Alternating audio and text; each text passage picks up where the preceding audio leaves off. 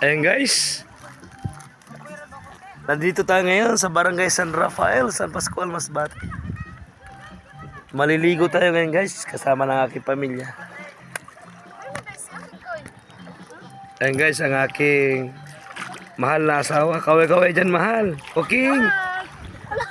Ayan, yung anak na maliit. Kaway-kaway, King. Kaway-kaway, King. Kaway-kaway. Ayan pa isa kong anak kong dalaga. Maganda. Walang sakit ng ngipin. Ano, asawa ng aking patid. Mahihain kong mabayaw. Ipag. Ayan pa isang maganda kong kasama. Wala pang ano yun, wala pang boyfriend yan. Single pa yan. Never been touched. Ito, mas lalo na ito si Beverly. Never been touched yan, no? Andito kami ngayon guys sa aming barangay, Barangay San Rafael. Napakaganda ng aming lugar guys. Ayan guys, ha. Bali hapon ngayon guys. Papansin nyo parang walang araw. Ito po yung aming dalampasigan. Malawak yan guys, hanggang doon yan sa dulo. Doon. Marami lang bangka. Nakaparada. Doon. Marami karagatan guys. Ayan. Bali sunset dito guys. Ayan. Maraming tubig guys, malinaw. Tingnan mo buhangin guys, kitang kita oh. Ayan, kitang kita guys. Malinaw ng tubig dito guys sa amin. Yung may pako guys oh. Ayun pa ako. Lulubog ko, kitang kita si lalim oh.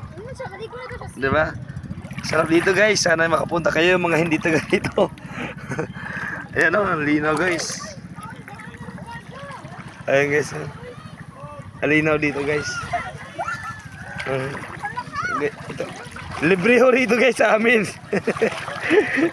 Sa ibang lugar na may mga cottage yun, medyo mahal. Ibayad na yun. Ito guys, medyo malalim na to.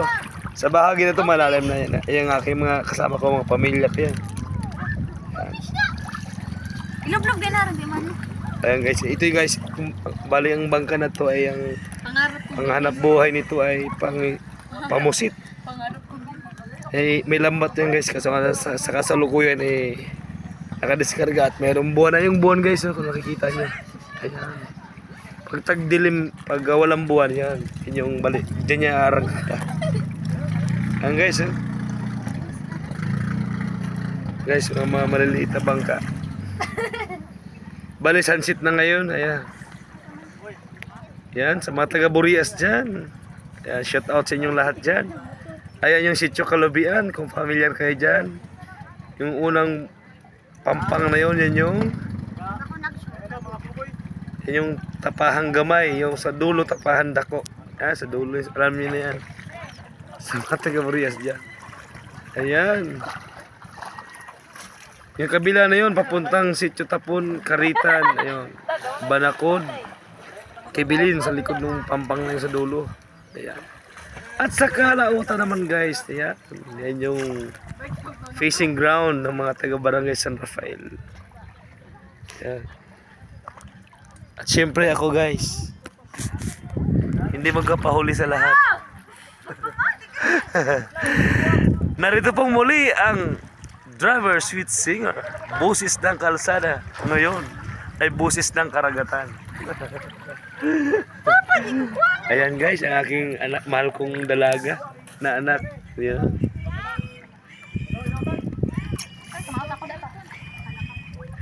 Sinong pwede mag-video? Ay, mo lublob ko rin. Di. Okay mo na, bro. Sino hindi basa ang kamay? Mabasa sis. Ayan na. Guys, maliligo tayo ngayon. Uy, tanaw-tawa niyo si Cooking ha. Ang lamig guys at malubog na yung araw. Takot kami umitim guys. Takot kami umitim guys oh. Shout out mo sa mga viewers ko dyan, mga followers ko, mga subscribers ko dyan. Sana ma-share nyo ng mga video sa mga nais sumuporta sa aking channel. Ayan. Lalangoy ako guys, pero malamig.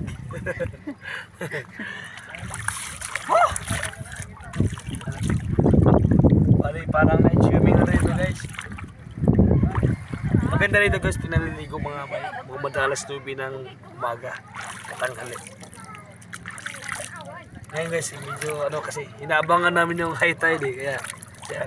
Kapansin mo, medyo malalim na.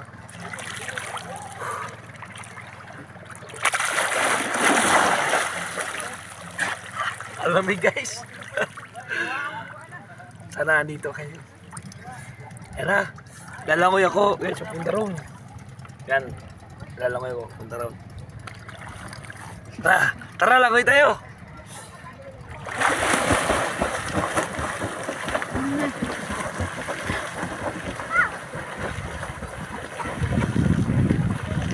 Sabi mo lang kayo mo nagpalina.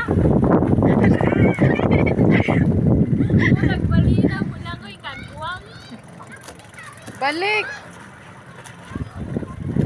Hindi man tayo mag-short. Ako nag-short. Matanggal din ako. Puro nagmabasa ka.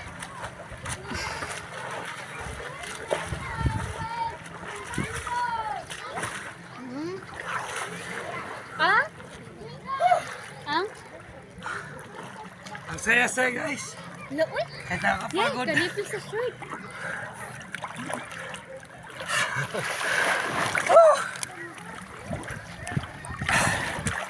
Iba talaga guys pagka lagi naliligo. Laging naliligo sa dagat. Bibihira lang maligo ng dagat guys. Kaya konting galaw lang nakakapagod. Ganun pa man. Masaya guys. Unang-una, walang binabayaran. Libre ang pag-swimming dito. Yun ang kagandahan sa aming lugar guys. Hindi ka na kailangan magbabayad pa ng cottage. Malapit na sa aming bahay. Videohan mo Haldan. Doon. Andiyan lang yung bahay namin. Saka pasada na yan. Malapit lang. Tapos dito, libre ang pagligo guys. Wala kang mababayaran swimming pool. Wala kang mabayaran na beach. Kaya dito sa amin guys, napakasaya. Nakakalungkot lang pag wala kang budget dito. Siyempre kakain ka. Pero mura ang mga isda dito guys. Nasa araw 150 lang isang kilo. Fresh na fresh pa. Kaya guys, bye bye.